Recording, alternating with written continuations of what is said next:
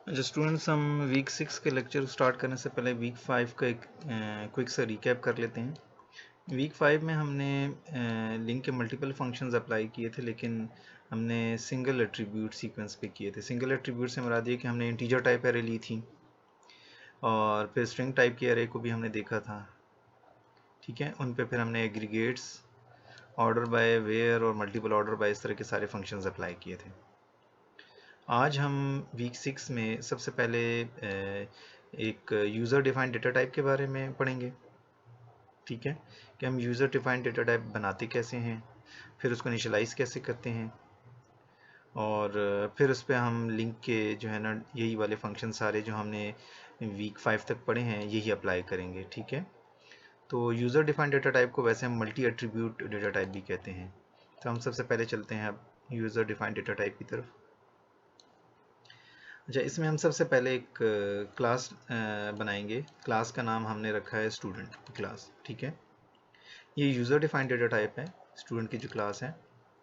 इसके अंदर हमने सबसे पहले एक एरिड नंबर के नाम से एक प्रॉपर्टी ली है, इसकी डेटा टाइप है स्ट्रिंग। तो इसमें हम स्टूडेंट का एरिड नंबर स्टोर करेंगे। इसके बाद हमने एक और प्रॉपर्टी ऐड की है जिसको हमने फर्स्ट नेम का नाम दिया, जिसमें स्टूडेंट का फर्स्ट नेम स्टोर होगा। ये भी स्ट्रिंग टाइप का है। तीसरी भी हमने स्ट्रिंग टाइप की एक और प्रॉपर्टी ऐड की है जिसका नाम है लास्ट नेम। इसमें स्टूडेंट का लास्ट नेम हम ऐड करेंगे। और फोर्थ है स्टूडेंट की एज, जो कि हमने इंटीजर टाइप ली है। नेक्स्ट हमने स्टूडेंट का सी पे स्टोर करने के लिए एक फ्लोट टाइप के डेटा ले लिया। सी शार्प में हम इसको सिंगल भी कहते हैं। फिर हमने जेंडर के लिए एक कैरेक्टर टाइप ले लिया। फिर हमने स्टूडेंट किस डिसिप्लिन का है उसके लिए हमने एक स्ट्रिंग टाइप ले लिया। अभी टोटल हमारे पास 7 एट्रीब्यूट्स हैं। ठीक है, स्टूडेंट की क्लास के अंदर। तो इसको हम ये कह रहे हैं कि हम ये यूज़र डिफाइंड डेटा टाइप बना रहे हैं और ये मल्टीपल एट्रीब्यूट्स हैं। तो हम एरिड number, first name, last name, age, CGPA, gender, discipline, इसको हम एट्रीब्यूट्स कह रहे हैं। अच्छा, इसके बाद हमने एक फंक्शन ओवरराइड किया है, उसका नाम है to string. Normally C sharp में टू स्ट्रिंग बहुत ज़्यादा फेमिलियर है। हम हर जगह पे किसी भी वेरिएबल के साथ डॉट टू स्ट्रिंग करते हैं, कोई ऑब्जेक्ट हो उसके साथ डॉट टू स्ट्रिंग करते हैं, तो ये हमें हर जगह अवेलेबल होता है। अब नॉर्मली हम अगर कोई फंक्शन ओवरराइड करते हैं तो इसका मतलब ये है कि ये किसी पेरेंट से हमें मिल रहा होता है। पेरेंट के अंदर ये एज ए वर्चुअल होता है, तो हम इसको डिराइव्ड या चाइल्ड में ओवरराइड कर सकते हैं। अगर हम स्टूडेंट की क्लास को देखें तो ये कहीं से इनहेरिट नहीं कर रही, लेकिन ऑब्जेक्ट ओरिएंटेड की पॉलिसी के मुताबिक कोई भी यूज़र डिफाइंड डेटा टाइप या सी शार्प के अंदर कोई भी डेटा टाइप, बेशक वो यूज़र डिफाइंड हो या बेसिक हो, लाइक इंट हो, फ्लोट हो, कैरेक्टर हो, या हमारे केस में स्टूडेंट हो, ये सारी डेटा टाइप्स जो हैं इनकी एक डिफ़ॉल्ट पेरेंट टाइप होती है, और वो डिफ़ॉल्ट पेरेंट जो है इसकी वो ऑब्जेक्ट क्लास है। ठीक है, तो हम इसको कह सकते हैं कि object class of C sharp is parent of student by default. By default का मतलब ये कि हमने इनहेरिट नहीं किया, लेकिन स्टिल ये ऑब्जेक्ट से इनहेरिट करिए। अगर हम ऑब्जेक्ट की क्लास में जाएं, मसलन अगर हम सिस्टम डॉट ऑब्जेक्ट यहाँ पर कोई एक मैं आपको एक यहाँ ऑब्जेक्ट की क्लास का एक वेरिएबल ओबीजे ले लेता हूँ, और मैं इस ऑब्जेक्ट की क्लास में अगर आपको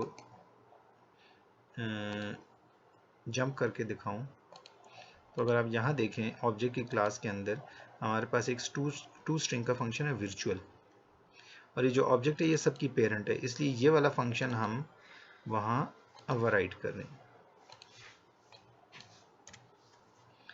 तो ये हो गया हमारे पास।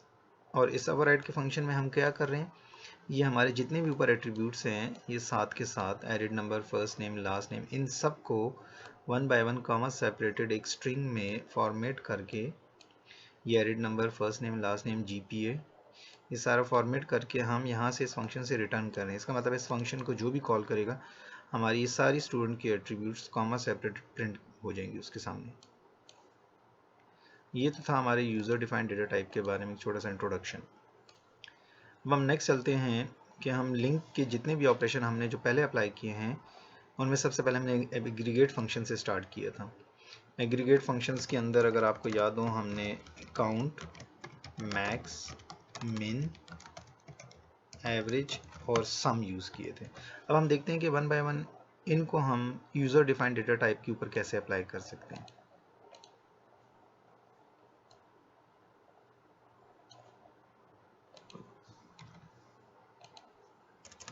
अच्छा जी, हमने सबसे पहले स्टूडेंट्स की एक एरे ली है। एरे के लिए हमने यहाँ पर लिस्ट यूज़ की है, ठीक है।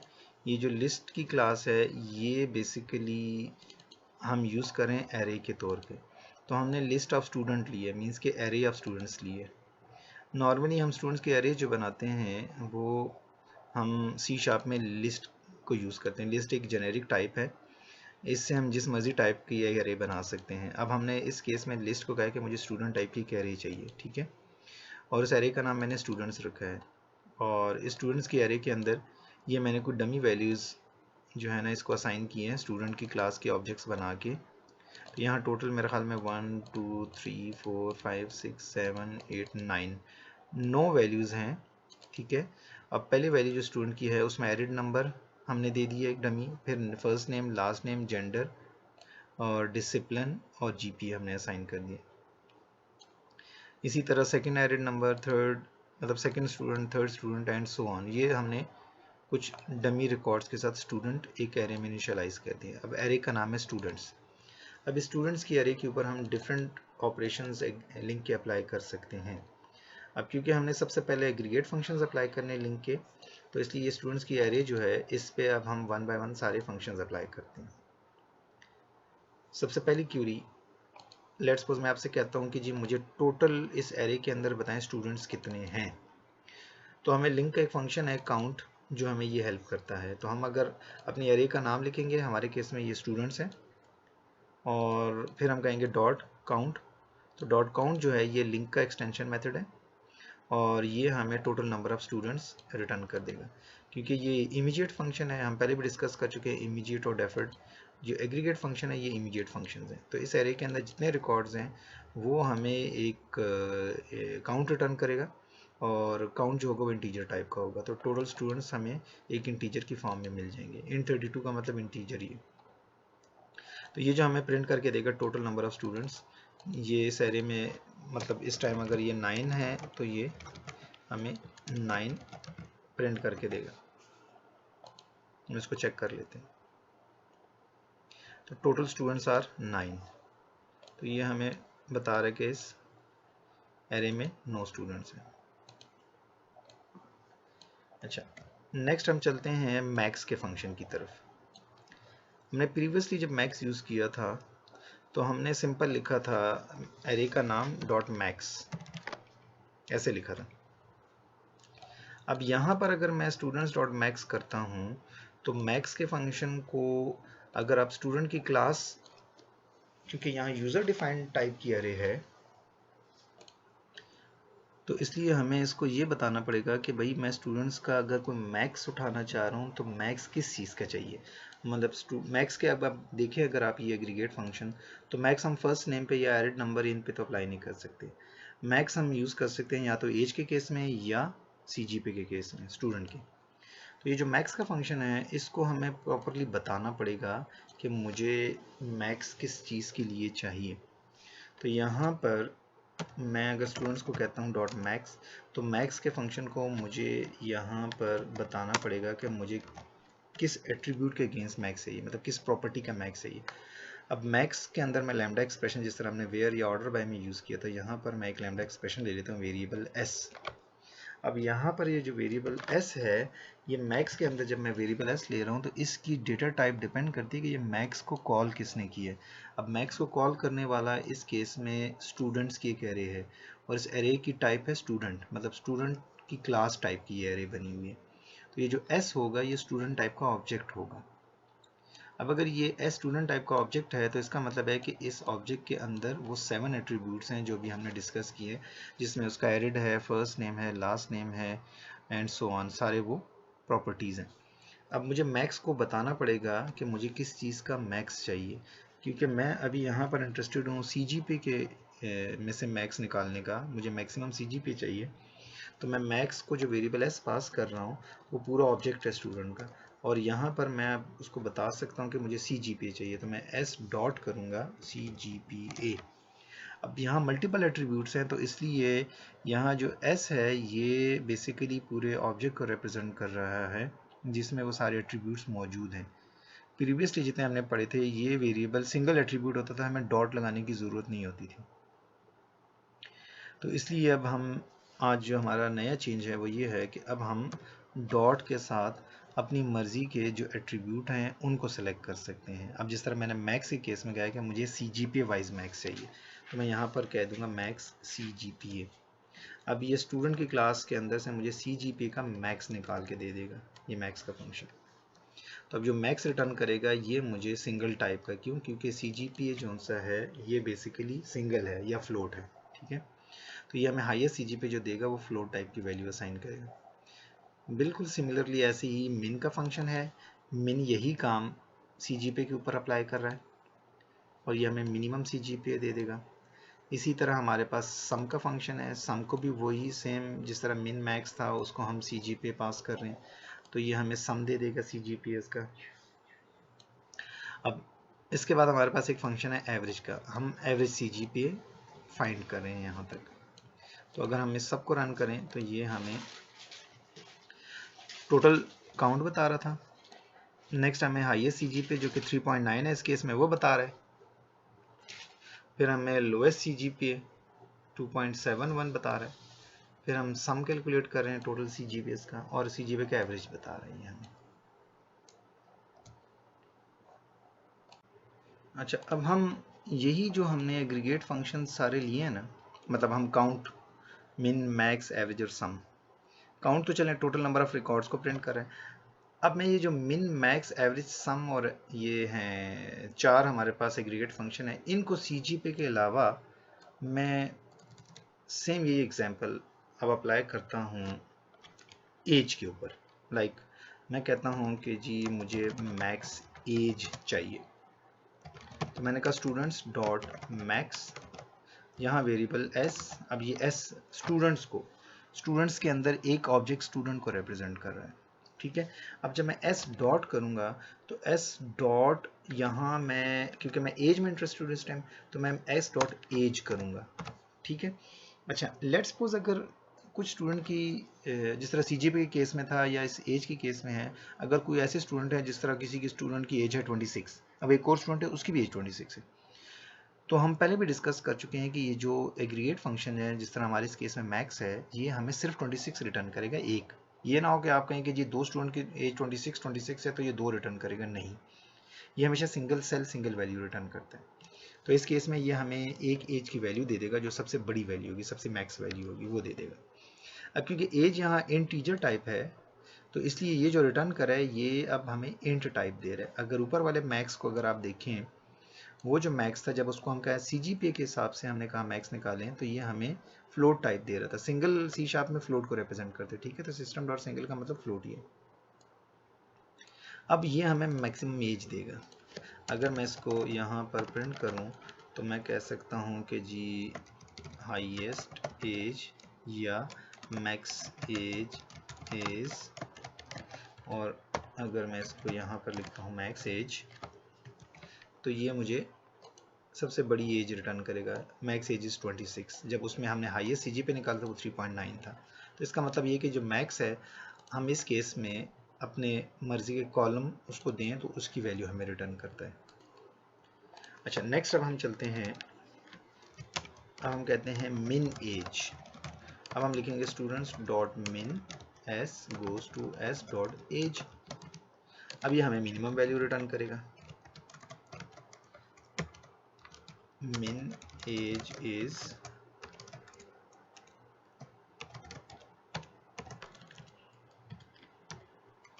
min age, तो ये सबसे छोटी एज रिटर्न कर देगा। अब इस केस में अगर हम अपने रिकॉर्ड में देखें 21 है, 20, 22, 25, 26 सबसे बड़ी थी और सबसे छोटी वैल्यू जो सी है इस टाइम 19 है, जी 19 है, तो हमें मिन में 19 मिलेगा, तो मिन एज 19 मिल रहा है। तो इसका मतलब ये है कि ये सही काम कर रहा है। अच्छा, अब हम करते हैं हम जाते हैं sum of age, students dot sum S dot age. अब हम सबकी एज का सम निकाल रहे हैं। वैसे यहाँ कोई इसकी सेंस नहीं बन रही, लेकिन कहीं पर कुछ वैल्यूज का हमें सम चाहिए होगा तो हम कर सकते हैं। सम ऑफ एज, यहाँ पर अगर हम सम ऑफ एजेस प्रिंट करें तो इन सब एज की वैल्यू को सम कर देंगे। जिस तरह सी जी पे को सम करके ले आया था 29 सबका बन रहा था, यहाँ पर 204 एज बन रही सबकी। लास्ट क्यूरी जो हम इस पे अप्लाई करेंगे वो है एवीजी एज, मतलब हम एवरेज एज क्या है, कुछ की कम है कुछ की ज़्यादा है, तो एवरेज क्या है हमारे पास। तो हमारे पास एवरेज का फंक्शन है a average s dot age.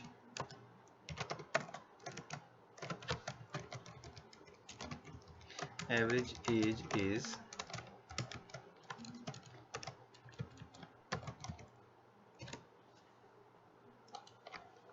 अब एवरेज एज हमारे पास 22.6 समथिंग बन रही है। इसका मतलब ये है कि हमारे पास कुछ 20 के भी हैं, 19 के भी हैं, 26 के भी हैं, लेकिन एवरेज एज जो है हमारे पास यहाँ स्टूडेंट्स की वो 22 आ रही है।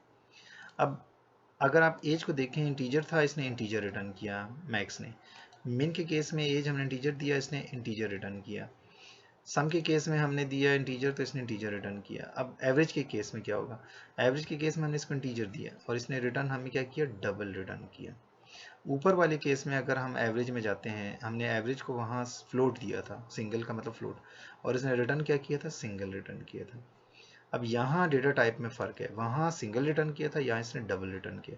इसका मतलब ये कि अगर हम इसको इंटीजर पास कर रहे हैं तो ये मुझे मतलब दो या दो से ज़्यादा एज की जो एवरेज रिटर्न कर रहा है, ये मुझे डबल टाइप का रिटर्न कर रहा है। ठीक है। वैसे भी नॉर्मली अगर आप देखें, मसलन अगर मेरे पास सपोज करें मैं लिखता हूँ x इज इक्वल टू, और यहाँ पर लिखता हूँ 3 + 9 डिवाइडेड बाई 2, ये एवरेज का फार्मूला है। ठीक है, 3 + 9, और तो ऑब्वियसली बात है ये कभी भी मेरे पास जो है ना इंटीजर नहीं आएगा।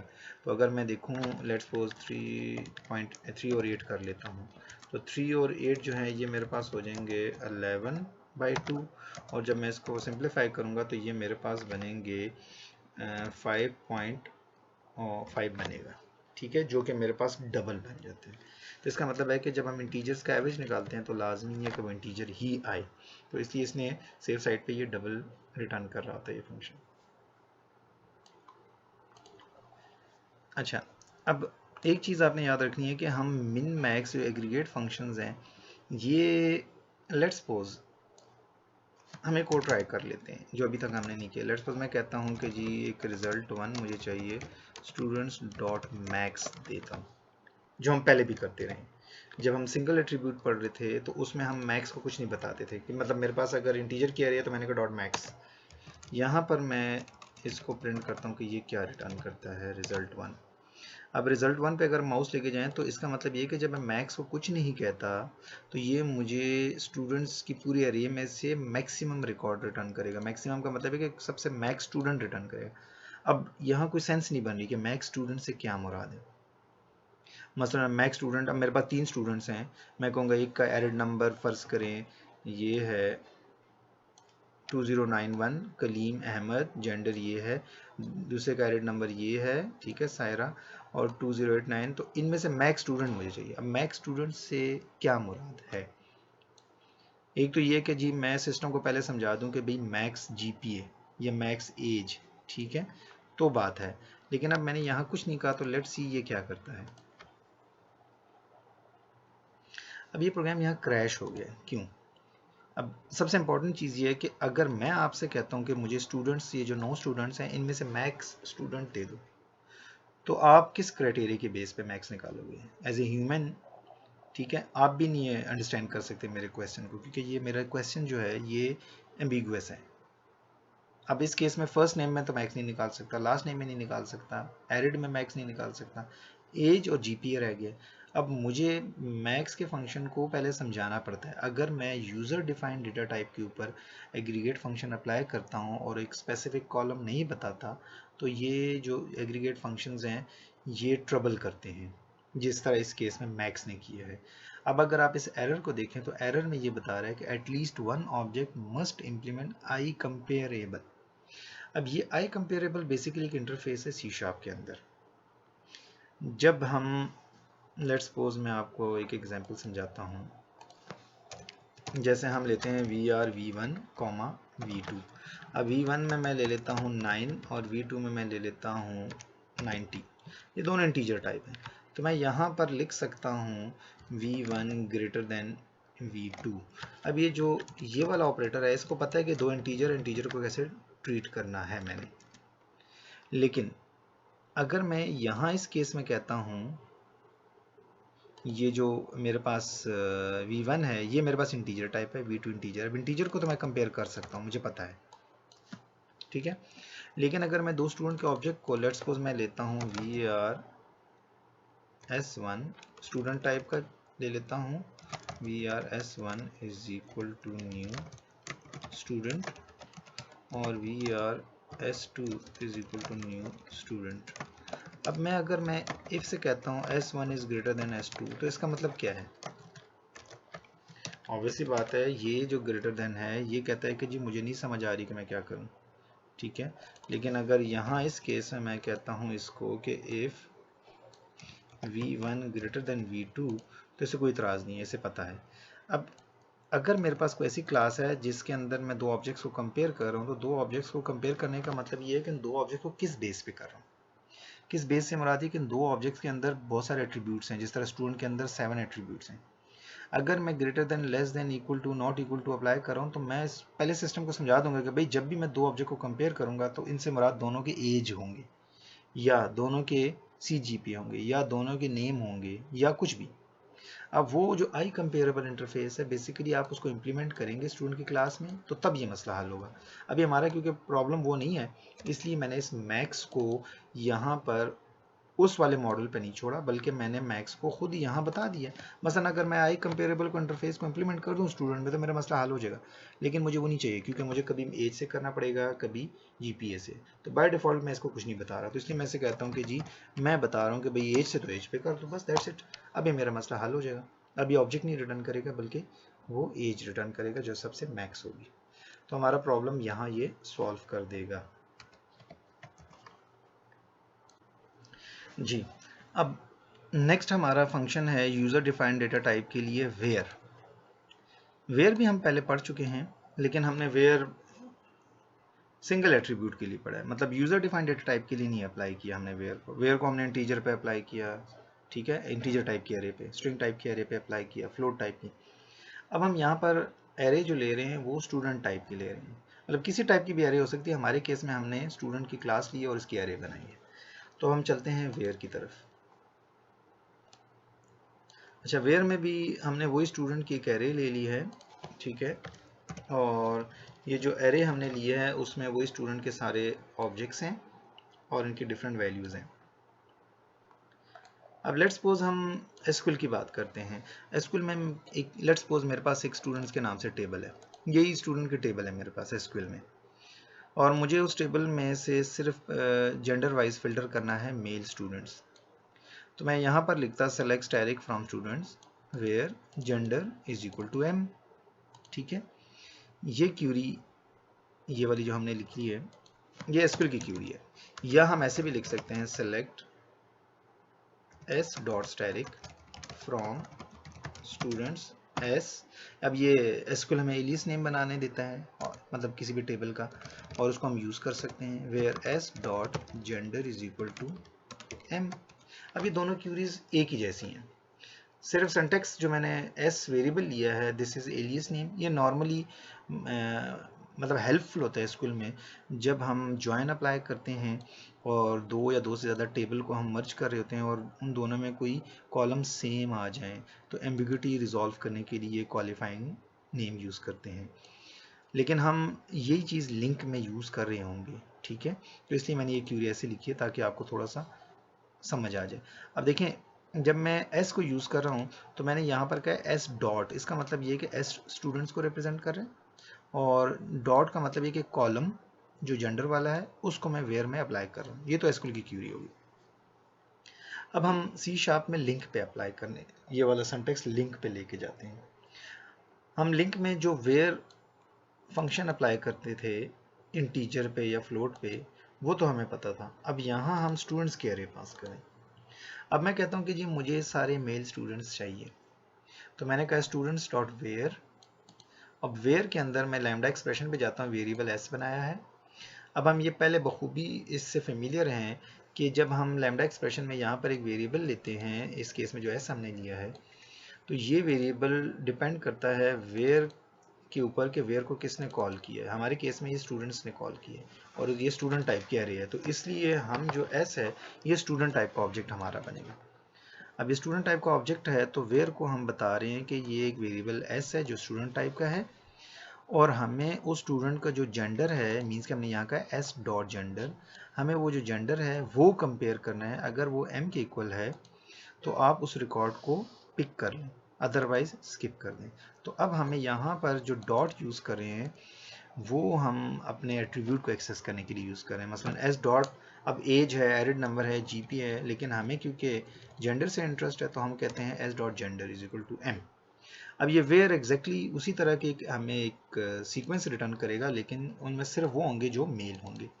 तो ये हमें एक आई नंबरेबल टाइप टेम्पलेट दे रहा है, और टेम्पलेट की जो टी है वो स्टूडेंट टाइप का है। तो ये सारे मेल स्टूडेंट्स हमें रिटर्न करेगा। जब ये मेल स्टूडेंट्स हमें रिटर्न करेगा तो हम इनको वन बाय वन प्रिंट कर सकते हैं। अब ये जो एस टी डी यहाँ प्रिंट हो रहा है, इंटरेस्टिंगली ये देखें, ये पूरा स्टूडेंट का ऑब्जेक्ट हम कंसोल को दे रहे हैं। अब इसको अगर मैं डॉट करूँ, dot C G P A dot, ये सारे जो हैं ये वन बाय वन भी हम दे सकते हैं एट्रीब्यूट्स, लेकिन हमने पूरा ऑब्जेक्ट यहाँ प्रिंट किया है। ठीक है, मैं एक मिनट इसको आपको बताता हूँ।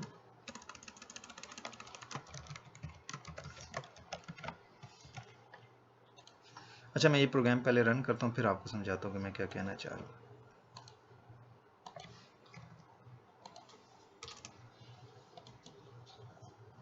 ये देखें, ये सारे मेल स्टूडेंट्स प्रिंट हो गए हैं। ठीक है, अब ये कैसे प्रिंट हुए हैं? हमने स्टूडेंट की क्लास के अंदर एक फंक्शन लिया था टू स्ट्रिंग। अगर मैं इसको कर दूं कमेंट, फिर रन करता हूँ, अब ये देखें इसको समझ नहीं आई कंसोल राइट लाइन को, इसने क्या प्रिंट किया है। अगर आप यहाँ आते हैं, मैंने जब इसे कहा है कि मेल स्टूडेंट, तो एस टी डी पूरा ऑब्जेक्ट, अब कंसोल राइट लाइन को जब मैंने पूरा ऑब्जेक्ट पास किया है तो एस टी डी जो है स्टूडेंट की क्लास का ऑब्जेक्ट है, और उसका जो टू स्ट्रिंग का फंक्शन था वो कॉल हो रहा था और प्रॉपरली प्रिंट कर रहा था। लेकिन हमने टू स्ट्रिंग का फंक्शन क्योंकि यहाँ कमेंट कर दिया, तो अब उसको समझ ही नहीं आ रही, तो इसलिए वो कहता है एस टी डी की डेटा टाइप जो है स्टूडेंट, वो उसको प्रिंट करके हमें दे देता है। तो इसलिए टू स्ट्रिंग का फंक्शन हमें यहाँ हेल्पफुल है जब हम पूरा object console dot right line को पास करते हैं। तो इसलिए ये हमें सारे स्टूडेंट्स के रिकॉर्ड्स प्रिंट करके दे रहे हैं। अब नीचे हम वेयर की थोड़ी सी एक और वेरिएशन पे जाते हैं। दूसरी वेरिएशन हम ये कर रहे हैं कि हम कंपोजिट अप्लाई कर सकते हैं वेयर में। जिस तरह अब इस केस में हमने कहा है कि जी जेंडर फीमेल हो एंड GPA 3.0 या 3.0 से ग्रेटर हो। ये F मैंने इसलिए यूज़ किया क्योंकि अगर ये नहीं यूज़ करूँगा तो फिर इसको डबल समझेगा। ठीक है, और ये फ्लोट है और ये डबल है, तो इसको प्रोमोट करेगा टाइप को, तो इसलिए मैंने इसको F किया ताकि ये एज ए फ्लोट दोनों कंपेयर हों। अब यहाँ जो हमें मिल रहे हैं सारे फीमेल स्टूडेंट्स हैं जिनका GPA 3 एंड अबव है। ठीक है, अब ये जो डॉट टू स्ट्रिंग है मैंने स्पेसिफिकली क्यों कॉल किया, क्योंकि इस पे dot to string by default खुद कॉल हो रहा है, यहाँ हमने खुद किए। तो अब ये लिखें या ना लिखें रिजल्ट वही होगा। ठीक है, इसलिए मैंने इसमें लिखा हुआ है कि और दिस। अब जो सेकंड क्यूरी हमें रिटर्न करी रिजल्ट, अगर मैं यहाँ पर इसके साथ कुछ अलग से प्रिंट कर दूँ इससे पहले, ताकि आपको डिस्टिंक्शन हो जाए कि जी ये हैं all female with CGPA greater than equal to 3.0, तो ये हमारे पास फीमेल स्टूडेंट्स हैं, ये हमारे पास मेल स्टूडेंट्स हैं। अच्छा, अब हम आगे चलते हैं। अच्छा, एक और हम वेयर में ना थोड़ी सी वेरिएशन अप्लाई करते हैं। लाइक मैं कहता हूँ कि जी query 1 students dot where S, ये स्टूडेंट टाइप का ऑब्जेक्ट है, एस डॉट फर्स्ट नेम अब मैं चाह रहा हूँ कि मुझे सारे वो स्टूडेंट्स चाहिए जिनका नाम एस से शुरू हो रहा है। अगर आप लिस्ट में देखें तो एस से शुरू होने वाले स्टूडेंट जो हैं, जिनका फर्स्ट नेम एस से शुरू हो रहा है, वो कुछ इस तरह से ये हैं। ठीक है, तो हम इक्वल टू अब यहाँ एस नहीं लिखेंगे। हम ऑलरेडी ये केसेस स्ट्रिंग पे अप्लाई कर चुके थे जब हम स्ट्रिंग एरे डिस्कस की थी, लेकिन आज हम फिर इसको एक दफ़ा गो थ्रू कर लेते हैं। तो चलें, हमारा यहाँ पर मल्टी एट्रीब्यूट के साथ भी कवर हो जाएगा और आपका जो है ना रिवीजन भी हो जाएगी। अगर हम ऐसा लिखते हैं तो फिर इस केस में तो इसे कुछ नहीं मिलेगा। मसलन अगर मैं फॉर ईच एसटीडी करता हूँ क्यूरी 1, तो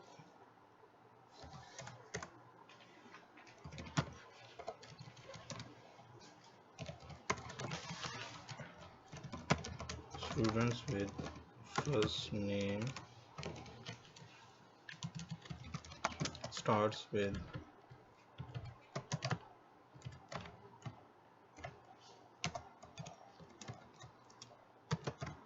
S।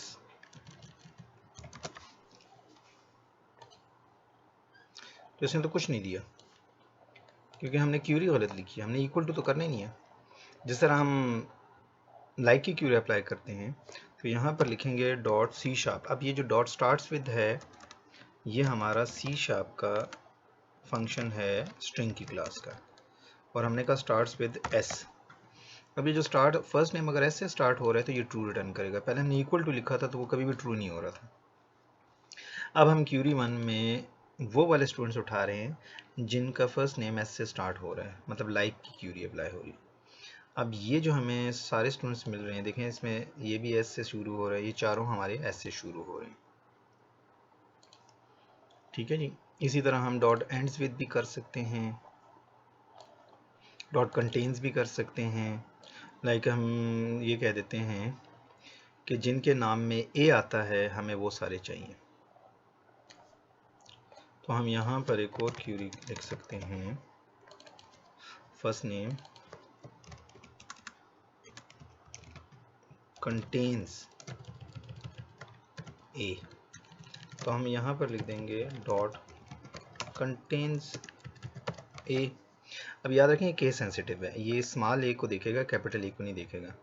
अगर आपने इग्नोर करना है तो उसका भी एक तरीका है, पहले ये देख लेते हैं।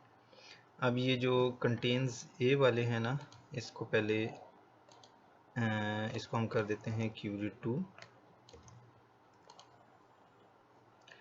अगर आप यहाँ देखें तो ये जो कंटेन्स ए वाले थे वो सारे आ रहे हैं, कलीम, साइरस, सब में ए आ रहा है। ठीक है, अच्छा हम ये वाला केस देखते हैं जिसमें ई हम ढूंढते हैं। जिस तरह बाकियों में सब में ई है लेकिन सब में स्मॉल ई है, जिस तरह अहमद में ई है, कलीम में है। ठीक है, हम लास्ट नेम पे क्यूरी करते हैं।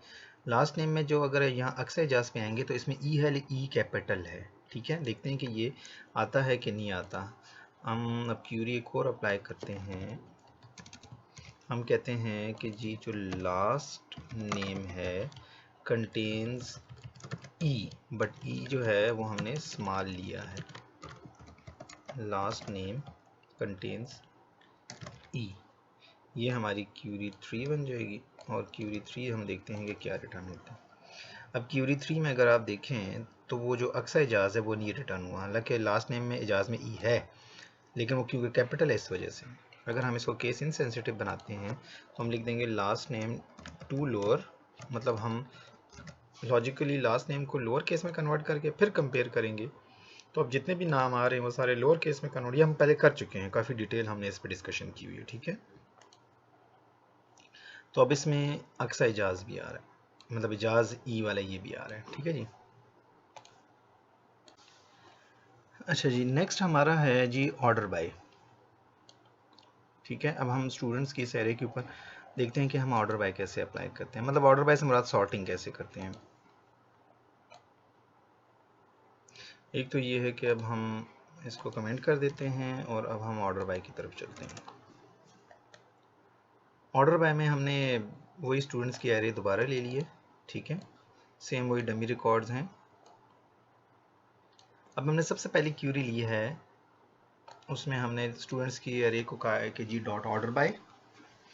ऑर्डर बाय में हमने वही दोबारा लैम्डा एक्सप्रेशन लिखी है जिस तरह हम वेयर के केस में कर रहे थे, एग्जैक्टली वही चीज़ है। ठीक है, वेयर में तो हम कंडीशन बता रहे थे, ऑर्डर बाय में हमें कंडीशन बताने की ज़रूरत नहीं होती। ऑर्डर बाय को हम सिर्फ कॉलम बताते हैं और उस कॉलम से वो सॉर्ट करके हमें सीक्वेंस रिटर्न कर देता है।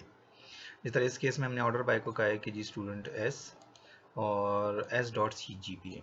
अब ये जो ऑर्डर बाय है बेसिकली ये हमें असेंडिंग ऑर्डर में डेटा रिटर्न करता है, तो ये सी जी पे वाइज हमें रिकॉर्ड सॉर्ट करके देगा असेंडिंग में। ठीक है, तो हमने एक वेरिएबल ले लिया है सी जी पे वाइज लिस्ट असेंडिंग के नाम से, और ये जो ऑर्डर बाय है ये हमें स्टूडेंट टाइप की एरे ही रिटर्न करेगा, मतलब कंप्लीट स्टूडेंट के रिकॉर्ड्स होंगे। और उसमें अगर आप देखें तो ये जो डेटा टाइप है इसकी, ये है system dot link dot I ordered innumerable. ठीक है, आई ऑर्डर्ड इनमरेबल है। इंटरेस्टिंगली ये लिंक के अंदर सिस्टम डॉट लिंक की जो लाइब्रेरी है उसके अंदर एक हमारे पास इंटरफेस है that is called I ordered innumerable. ये एक जेनेरिक इंटरफेस है, और आप ये समझें कि ये टी टाइप की जो है ना एलिमेंट्स ये लेता है, इसलिए इसने लिखा टी एलिमेंट। और हमारे केस में जो टी है वो स्टूडेंट टाइप है, तो नीचे वो बता रहा है ये टूल टिप में कि जो टी एलिमेंट है this is basically student type. LINQ underscore week 6 dot student का मतलब ये कि ये हमारी जो नेम स्पेस है ना लिंक वीक 6, ठीक है, ये वो बता रहा है, क्वालिफाइंग नेम बताता है ना, तो इसलिए वो लिंक वीक 6 डॉट स्टूडेंट बता रहा है, मतलब इस टाइप की कह रही है हमारे पास, वो भी ऑर्डर्ड है। ठीक है, सॉर्टेड है। अब अगर मैं ये सी जी पे वाइज इसको प्रिंट करूँगा तो मुझे ये सॉर्टेड मिलेंगे सी जी पे वाइज, मीन्स कि अगर मैं इसको प्रिंट करता हूँ तो ये मुझे सारे 9 के 9 रिकॉर्ड्स रिटर्न कर रहा है, और वो सी जी पे वाइज सॉर्टेड है 2.7, 2.8, 3.01, 3.12, 33, 3.32 एंड सो ऑन, ऐसे आ रहा है। ठीक है, अब हमारे पास एक और फंक्शन है ऑर्डर बाय के अंदर, वो है ऑर्डर बाय डिसेंडिंग। हमने कहा है ऑर्डर बाय डिसेंडिंग और उसको अगेन वही सी जी पे पास किए, तो अब ये हमें डिसेंडिंग ऑर्डर्स में रिटर्न करेगा। ठीक है, ये था जी हमारे पास। अगर मैं इसको प्रिंट कर दूं साथ, ताकि मुझे जो है ना वहाँ रीड करने में आसानी हो, और एक कंसोल राइट लाइन खाली प्रिंट कर दूं,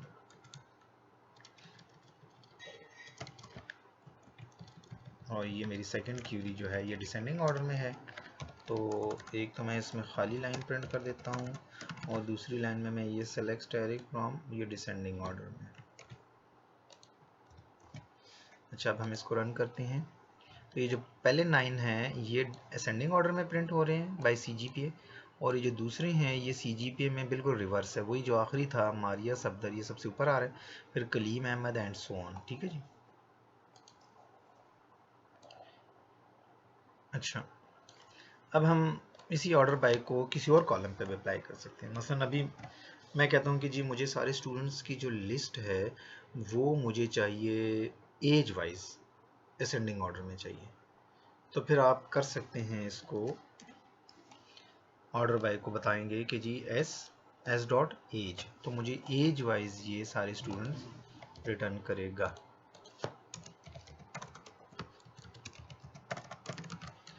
ये मुझे सारे स्टूडेंट्स जो देगा वो एज की असेंडिंग वाइज सॉर्ट करके देगा। तो अब यहाँ कर आप देखें तो ये एज वाइज हैं, एज में सबसे पहले 19 है, फिर 20 है, फिर 21 है, फिर 22 है, 23, 24 एंड सो ऑन। ठीक है जी, तो सेम ये क्यूरी जो है ये अब डिफरेंट एट्रीब्यूट के ऊपर सॉर्ट करें। और सिमिलरली नेक्स्ट जो है वो हमारे पास है डिसेंडिंग ऑर्डर में, ये एज वाइज डिसेंडिंग ऑर्डर में।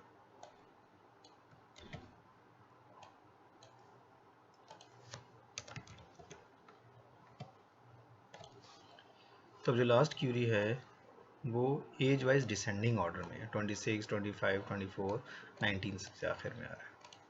ठीक है जी। अच्छा, ये तो हो गया हमारे ऑर्डर बाय की दो वेरिएशंस। अब हम इसको लेट्स सपोज हम नेम वाइज करना चाह रहे हैं, तो हम यहाँ पर एस डॉट नेम दे देंगे। हम ऑर्डर बाय और वेयर को कंबाइन करके भी यूज़ कर सकते हैं। मसलन अगर मैं यहाँ पर एक और क्यूरी अप्लाई करता हूँ, मसलन मैं कहता हूँ 3.5 और मेरे पास क्यूरी है जी select static from students where gender is equal to M order by first name ascending. ठीक है, तो पहले मैं फ़िल्टर करना चाह रहा हूँ और उसके बाद फिर सॉर्ट करना चाह रहा हूँ। तो मैं यहाँ पर कहूँगा क्यूरी 3, लेट्स सपोज नाम दे दी वेरिएबल का, यहाँ लिखता हूँ students dot where S goes to S dot gender is equal to M, फिर मैं इसे कहता हूँ dot order by S, again ये variable S dot first name से कर रहा हूँ तो मैं फर्स्ट नेम कर दूँगा, और यहाँ पर मैं कह दूँगा कि जी ये मेरी जो क्यूरी है ये इसका रिज़ल्ट है।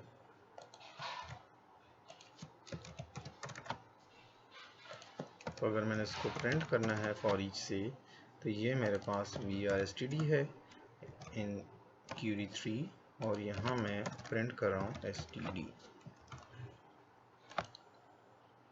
तो अब ये देखें, ये मेरे पास एक तो सिर्फ जेंडर मेल आए हैं और वो भी सॉर्टेड आए हैं, जैसे कलीम के, फिर कामरान, सरदार, सरलीम एंड जीशान। ठीक है,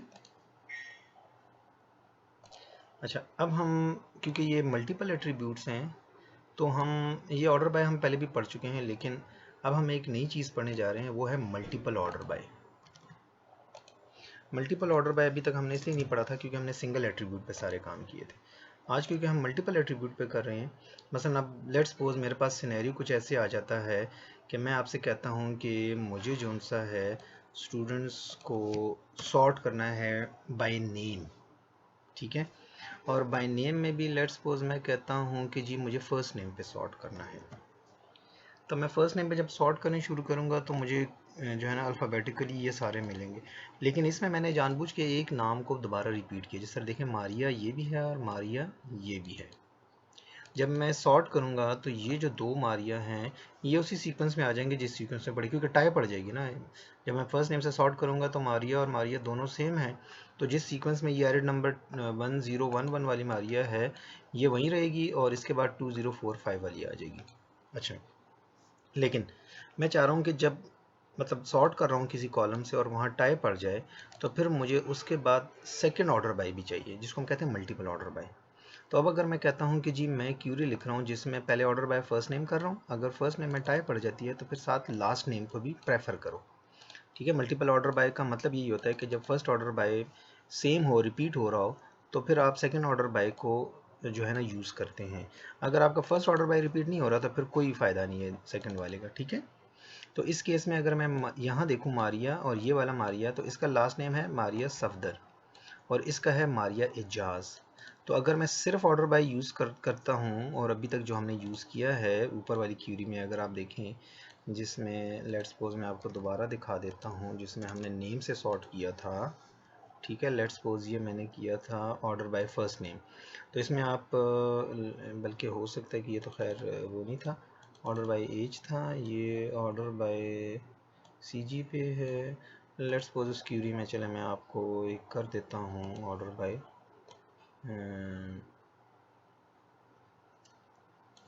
ये मैं कर देता हूँ लेट्स सपोज फीमेल, और इनको मैं ऑर्डर बाय करता हूँ। तो अगर आप इसमें देखें तो जब मारिया दो आए हैं, सॉरी मारिया मेरे ख्याल में जेंडर वाइज जो उनसे है ना हमने मैं देखूँ रखा क्या था मैंने मारिया को, मारिया को ये फीमेल है और ये वाली अच्छा अच्छा सॉरी उसमें नहीं था, इसमें हमने जो उनसे है ना मल्टीपल ऑर्डर बाय में इसको अक्सा किया था। चलिए मैं इसको मारिया कर देता हूँ ताकि सेम रिकॉर्ड हो जाए। अब अगर आप देखें तो यहाँ एक मारिया सफदर है, एक मारिया एजाज है, लेकिन मारिया सफदर जो है वो मारिया एजाज से पहले आ रहे हैं। अगर अब हम मल्टीपल ऑर्डर बाय यूज़ करें और सेकंड नेम भी यूज़ करें या लास्ट नेम भी, तो फिर ये एजाज पहले आना चाहिए और सफदर बाद में आना चाहिए। ठीक है, तो अब हम चलते हैं अपनी मल्टीपल ऑर्डर बाय की तरफ दोबारा।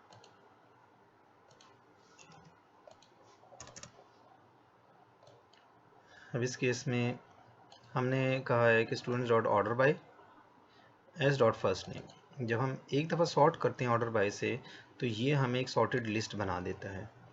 अब क्योंकि मुझे मल्टीपल चाहिए तो मैं जब यहाँ डॉट करूँगा दोबारा तो मुझे ये दोबारा भी ऑप्शन देगा डॉट ऑर्डर बाय।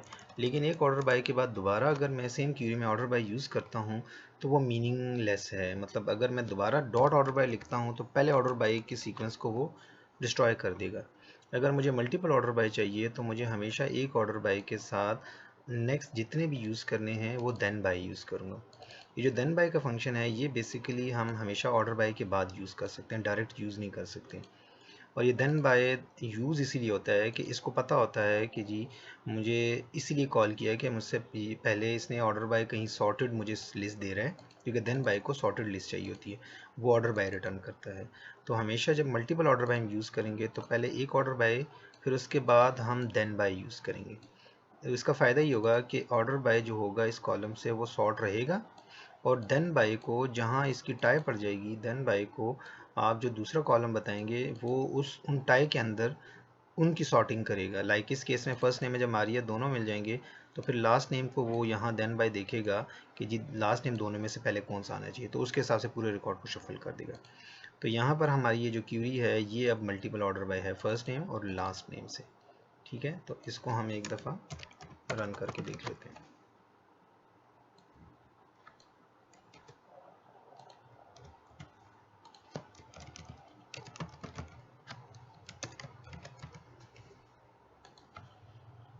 अब इसमें देखें बाकी तो चले नाम वही थे, जहाँ ये चीज़ आती है देखिए अब इसने इसको इस नाम में टाई थी तो इसलिए इसने एजाज सेकंड नेम या लास्ट नेम को सॉर्ट किया है, ये सेकंड ऑर्डर बाय की वजह से। अगर आपने 3 पे करना है तो आप यहाँ दोबारा डॉट देन बाय लिख सकते हैं। नेक्स्ट क्यूरी में हम देखते हैं। अब हमारे पास दूसरी ऑप्शन ये है कि अगर हम डिसेंडिंग ऑर्डर करना चाह रहे हैं, जिस तरह हम लिखते हैं students dot order bye descending, तब फर्स्ट नेम डिसेंडिंग ऑर्डर में आएगा। इसी तरह अब multiple descending order by use करना चाह रहे हैं तो हम देन बाय डिसेंडिंग यूज़ करेंगे। देन बाय डिसेंडिंग का मतलब ये है कि इसको भी डिसेंडिंग वाइज करो लास्ट नेम से और फर्स्ट नेम से भी। सेम वही क्यूरी है, सिर्फ ये है कि ये फर्स्ट नेम लास्ट नेम दोनों से डिसेंडिंग ऑर्डर में रिजल्ट प्रिंट करेगा। अच्छा, इसके साथ हम वो लिख देते हैं क्यूरी का ताकि फिर हमें समझ आए कि किसका रिजल्ट कहाँ है।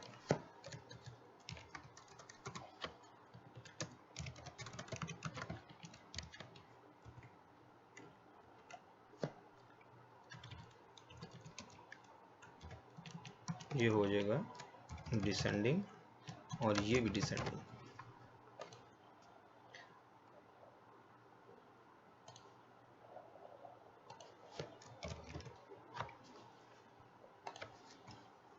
तो ये अब हमें वही रिकॉर्ड डिसेंडिंग ऑर्डर में मिले हैं, तो ये जी एंड देन ये सारे। अब इसमें देखें अगर जहाँ टाई पड़ गई है ये इस नाम में तो अब सब द रेस्क्यू का हमने डिसेंडिंग ऑर्डर का है।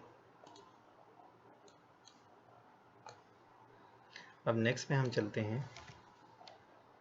अब हमने यहाँ पर कहा है कि जी order by first name means के असेंडिंग ऑर्डर में फर्स्ट नेम और then by descending last name. ये भी लाजमी नहीं है कि हम एक डिसेंडिंग करें तो दूसरा। आप देखें हमें अगर फर्स्ट ऑर्डर बाय असेंडिंग लगा रहे हैं तो दूसरी की मर्जी हम असेंडिंग करें या डिसेंडिंग करें। ठीक है, तो अब इस केस में देख लेते हैं कि ऊपर वाले के साथ हमारा क्या होगा। अब ये असेंडिंग ऑर्डर है और दूसरा डिसेंडिंग ऑर्डर। तो अब इसमें अगर आप देखें तो फर्स्ट नेम ये जो क्यूरी आ रही है इसमें ये आ रहा है जी ऑर्डर बाय फर्स्ट नेम। हाँ सॉरी, ये इसको यहाँ नीचे कर देते हैं। अब ये हमारे पास आ रहा है फर्स्ट नेम असेंडिंग, इसलिए कि अब इससे जब यहाँ पर टाई पड़ जाएगी तो सेकंड नेम डिसेंडिंग आ रहा है। ठीक है जी, इसकी लास्ट वेरिएशन जो है हमारे पास,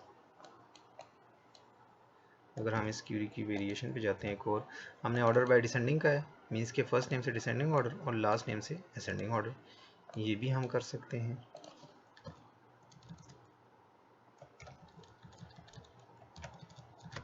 तो ये अब लेट्स सपोज ये डिसेंडिंग ऑर्डर है और ये असेंडिंग है। तो लास्ट क्यूरी में अगर आप देखें जहाँ टाइप पड़ जाती है, आप देखें मारिया जास पहले आ गया, उसमें मारिया सफदर पहले था। अब यहाँ आपको और ज़्यादा क्लियर हो जाएगा। हम ये कर रहे हैं 3 ऑर्डर बाय। अब देखिए हमने सबसे पहले किया है ऑर्डर बाय डिसिप्लिन, ठीक है, और डिसिप्लिन को हमने किया है असेंडिंग में। फिर हमने फर्स्ट नेम किया है, वो भी असेंडिंग है, इस बताने की ज़रूरत नहीं है। और फिर हमने लास्ट नेम किया है, वो भी असेंडिंग है, ठीक है। तो अगर ना बताएं तो कोई नहीं। तो क्योंकि डिसिप्लिन हमारे पास रिपीट हो रहा था, तो इसलिए जब हमारे पास स्टूडेंट्स आएंगे लेट्स सपोज एमसीएस के, तो फिर एमसीएस के जो नेम में सॉर्टिंग होगी वो अप्लाई होगी। हम देख लेते हैं। अब ये देखें, पहले बीसीएस के सारे रिकॉर्ड आ गए यहाँ तक, ये सारे बीसीएस हैं। अब बीसीएस में ये सॉर्टिंग शुरू हो गई है, यहाँ तक बीसीएस के सॉर्ट हो गए हैं, तो के एम एस एस एस। और हमारी इसलिए नहीं आया क्योंकि वो एमसीएस की है, तो वो नीचे चली गई है। तो पहले डिसिप्लिन वाइज सॉर्ट हुए हैं, फिर डिसिप्लिन, इस डिसिप्लिन के अंदर फर्स्ट नेम से सॉर्ट हुए हैं, और फिर लास्ट नेम से सॉर्ट हुए हैं। अब ये 3 ऑर्डर बाय अप्लाई हो रहे हैं। और बीसीएस के बाद जब एमसीएस आया तो वो फिर के एम एस जी से सॉर्ट हुए हैं, ठीक है। तो मल्टीपल ऑर्डर बाय सही काम कर रहा है। अच्छा, वीक 6 की जो असाइनमेंट है इसमें 3 क्वेश्चन हैं, तीनों बहुत ईजी हैं, ठीक है, इसलिए मैंने इनके छोटे छोटे पार्ट्स बना दिए हैं। अब क्वेश्चन नंबर 1 में जो हम ये कह रहे हैं कि जी suppose you have the same list of students as mention in the document, जो हमने अभी इस प्रोग्राम के अंदर देखा है स्टूडेंट्स की array. Now you have to write down the LINQ method and print result for the following. अब ये आपने 4 जो हम रिक्वायरमेंट्स हैं इनके अगेंस्ट आपने लिंक के मेथड लिखने हैं। मसलन आपने पहले फाइंड करना है और फिर प्रिंट करना है, ठीक है। तो find the youngest student age and print. अब आप इस पर सोचें कि ये कैसे होगा, ठीक है। Find and print the eldest student age. अब ये एग्रीगेट से रेलिवेंट है, ठीक है, मैं इसको हिंट कर देता हूँ। फिर हमें एवरेज एज ऑफ स्टूडेंट चाहिए, फिर calculate sum of ages of students चाहिए। नेक्स्ट क्वेश्चन नंबर 2 है you have the same list. अब आपने करना है find all students from MCS. अब यहाँ क्योंकि हम वेयर अप्लाई कर रहे हैं तो हमें फ़िल्टर करना है सिर्फ एमसीएस के स्टूडेंट्स। सेकंड क्यूरी में हमें एमसीएस और सिर्फ फीमेल स्टूडेंट्स चाहिए, ठीक है। तो यहाँ हम वेयर में 2 कंडीशन अप्लाई करेंगे। फिर हमें तीसरी क्यूरी में बीसीएस मेल स्टूडेंट्स चाहिए और साथ जो एज जिनकी 20 से 25 है, तो यहाँ भी वेयर ही की वेरिएशन है। क्वेश्चन नंबर 3 में अगर आप देखें तो हम ये कह रहे हैं कि सेम वही लिस्ट है, और ये जो एसक्यूएल की मैंने क्यूरी लिखी है आपने इसको कन्वर्ट करना है कोरिस्पॉन्डिंग लिंक में। मैंने कहा है कि select static from students order by CGPA comma age. तो इसका मतलब ये है कि ये order by then by use होगा, ठीक है। और फिर आपने इनका जो है convert and print the result. जितने भी रिजल्ट आएंगे उनको आपने प्रिंट भी करना है, मीन्स कि आपने फॉर ईच का लूप भी अप्लाई करना है। अच्छा, सेकंड 3.2 में हमने सिर्फ सीजीपीए को कहा है कि जी रिवर्स कर दें, डिसेंडिंग कर दें, और एज को असेंडिंग। जिनके साथ कुछ नहीं है बाय डिफ़ॉल्ट वो असेंडिंग है। नंबर 3 क्यूरी में हमने ऑर्डर बाय जीपीए डिसेंडिंग किया और एज भी डिसेंडिंग की है, ठीक है। सेम हमने फर्स्ट नेम लास्ट नेम के लिए किया हुआ है। अच्छा, फोर्थ नंबर क्यूरी में हमने 3 अप्लाई किए हैं, discipline, CGPA and age. Last query में हम कह रहे हैं कि जी डिसिप्लिन वाइज असेंडिंग चाहिए, जीपीए वाइज डिसेंडिंग और एज वाइज भी डिसेंडिंग चाहिए। तो आपने इन क्यूरीज के रिजल्ट्स क्यूरी लिख के और फिर रिजल्ट प्रिंट भी करने हैं।